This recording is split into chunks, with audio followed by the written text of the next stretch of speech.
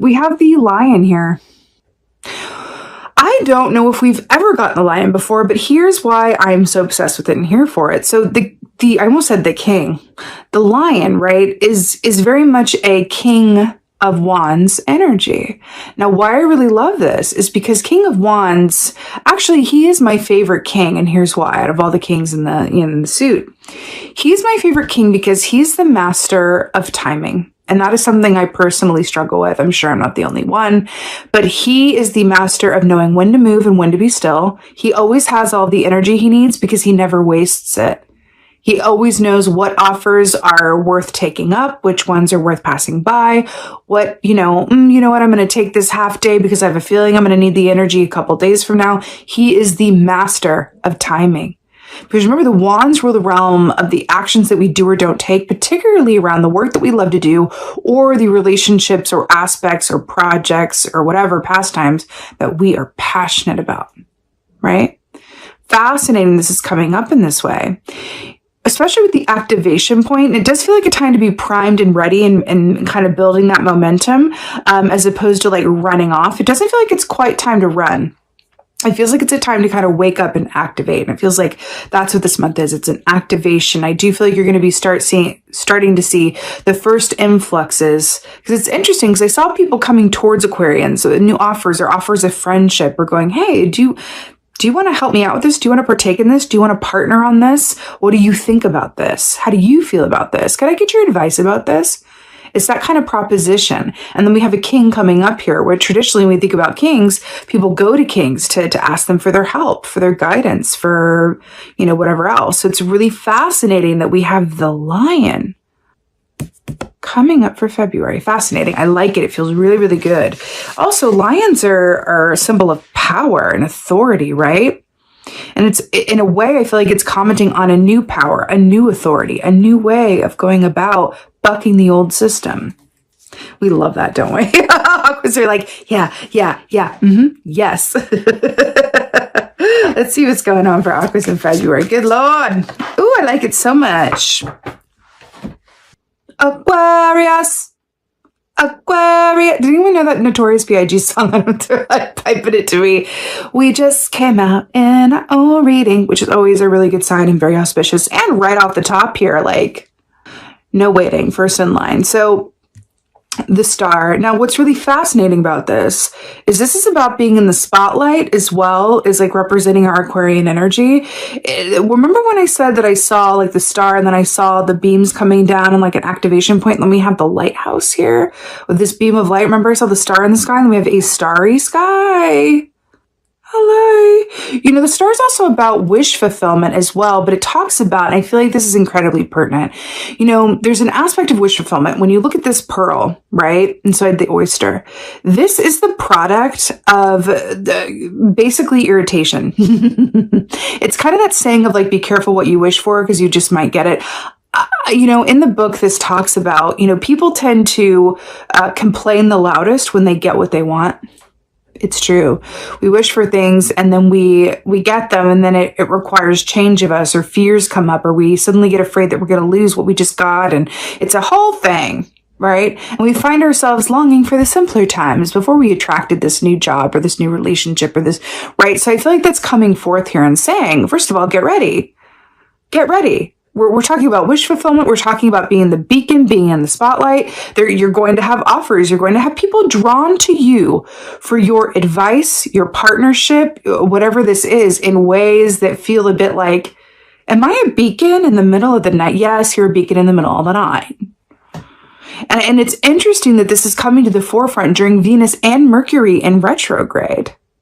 When we think about Aquarian energy being before its time, maybe even being seen as a bit different or backwards. And then we have this coming up. Y'all better get ready. Y'all better get ready. But, that also speaks of, great hope, great love. Again, the bright side of wish fulfillment. There's just something aligned within the Aquarius energy for this month that feels like you're going to be seen and chosen and picked out. And it's really beautiful. And you can work with that opportunity as it arises, right? Wow, we got 2 for 1. I want to read them together as the second placement. 2 more major arcana. So this is going to be a very significant month, okay? When they're majors, it's destined, it's a big event, right? So we have the Tower, Scorpio energy, and Temperance, Sagittarius energy. So what's brilliant with this is that the Tower is about a big change. It's a rearrangement. It's something coming in by sudden force, and suddenly things are very different in a moment. And then we have it with Temperance, which says to me, this is about balance, patience, inner and outer harmony, and peace. Big change, big rearrangement, and then it's balanced with peace, right? You know, when we think about the rainbow, again, with these irises here representing the goddess Iris, who was the goddess of rainbows, or is the goddess of rainbows, right? It's really to speak about an alignment of self, an alignment of the chakras, so that we can have direct access to our intuition and that visionary point and perspective that we are so well known for. There's going to be a big change coming up for us this month. It's right here, but I feel like it's a change. Remember when I said it feels, because the collective is going to be feeling things incredibly, it's a big energy for February. I feel like water signs are going to be a bit more susceptible to it, to be honest with you. But it feels like, remember I said it feels like you're able to just like ride the wave and sit on top of it as opposed to be in it. And then we have right here, like 1 foot here, 1 foot in the water, like balancing that. It's really fascinating, right? You know, I also want to point out the fact that this angel here on the Wheel of Fortune, is it the Wheel of Fortune? No, it's the world key. All of the 4 fixed signs are represented, right? So we're represented by an angel on that key. No, it's Wheel of Fortune. I'm going to go back and forth on that. We're represented by the angel, and then we have the angel here as well. Angels are known for being messengers, bearers of news, right? A bit of a dramatic entrance. Sounding familiar? You know, did you know that the iris is the flower for February? Or for Aquarius, I should say, actually, not February, Aquarius. Did you know that? Iris flower, Aquarius? So we have a lot of Aquarius energy coming in here. I feel like this is going to be a big change where life looks very different. A lot of opportunity, a lot of shifts and bucking the system, but it's going to feel like home. It doesn't feel like it's happening to us. It feels like it's happening through us, which is really, ooh, wow. So we have the 10 of Wands here, which is really interesting. You know, the 10 of Wands is being at the end of a given cycle. Remember, we have the King of Wands here as well. The 10 of Wands being at the end of a given cycle, this is about all of that work, all of that perseverance, all of that effort accumulating in a movement to a new place, a new state of being, a new set of given circumstances, a new perspective. It is a lot of effort. I do feel like how it's depicted in this deck, though, I feel like there's a very distinct transition between endings that want to happen, making way for newness with these budding flowers here, right? But I'm really getting this like castle that doesn't seem to have a very sturdy foundation. Like it's built on rock formation. And I feel like one bad earthquake and it's not going to be too great, because it's reminding me of this tower here, right? I feel like there's something about, for this month for Aquarians, it's like, yeah, with this rocks underneath here as well. You know, it feels like there's a big shift that's going to lead to a brand new cycle. So these opportunities that come in, it may feel like a lot. It may feel like a lot of attention. It may feel like a lot of people wanting your advice or your time or your help or whatever it is. But I do feel like it might get a bit intense, but I feel like all of it's leading towards a brand new cycle, a new chapter with these new opportunities. So it's just about grounding yourself as you go through to be able to discern, like the King of Wands, which offers are worth taking, which offers are letting go, letting go, where your time is really best spent for this month, where your efforts are best spent for this month. I feel like that's incredibly important. Let's go ahead and get some clarifiers. I've also noticed here, I just have to call myself out on this and tell you that I'm noticing this, because I feel like it's a comment on the reading. So normally the first row that I pull is from one deck, and then the clarifiers are from another deck, so that if there's any repeats that want to come up, we can get our repeats. But the first key that I pulled here is from the Lisa Robertson deck, right, with the star. And then I pulled from the other deck by accident for the clarifiers. So we're doing things, it's in order, but we're switching it up. And I feel like that's a comment on this month as well, doing things a bit differently, switching it up. So now I'm going to use this deck to clarify this first key, and then use this deck to clarify the others. You see what I'm saying? It's kind of great though. I feel like it's like, oh my God, what if we did this differently? Again, with that Aquarian energy, I have an idea how to do this differently, right? All right. Clarifier for the star. Let's do it. Oh, yes. Righteous. Okay. So we have the Page of Pentacles here to clarify the star. What were we talking about with new offers, new opportunities, right? Knowing which ones are worth our time and effort. The Page of Pentacles is very much about learning as well and being willing to learn new things, do things differently like we've been talking about. But it also talks about offers or possibilities that have long-term potential with the Earth energy here, right? With the Pentacles. So that's really, really brilliant. Really, really brilliant. Wish fulfillment, offers, opportunity with the Pentacle. I think things are going to be really popping off for you guys this month, but in a really positive, exciting way. But I keep hearing sometimes it can be intense to get what we want or get a lot of something at once, but just call upon that lion energy to go, help me to discern what's worth my time right now and what's worth focusing on, right? But it's like a good problem to have, right? Temperance Tower. Okay, well, right. So this is commenting what I just said.